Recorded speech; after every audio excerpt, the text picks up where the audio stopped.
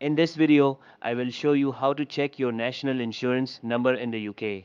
Your NIN number is important because it's used for tax, benefits, and working legally in the UK. To start, open Google Chrome and search Check National Insurance Number UK. Click on the official gov.uk website. Here, you'll find a lost national insurance number service. To use it, you need to sign in with your government gateway account. Once signed in, you'll be able to see your NIN number in your personal tax account. If you don't have a government gateway account, you can create one online by providing your personal details and proof of identity. Another option is to check your payslips, P60, or letters about tax, as your NIN number is often printed there.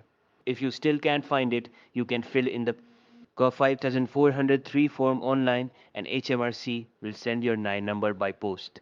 If you found this video helpful, don't forget to subscribe to How to Tutor.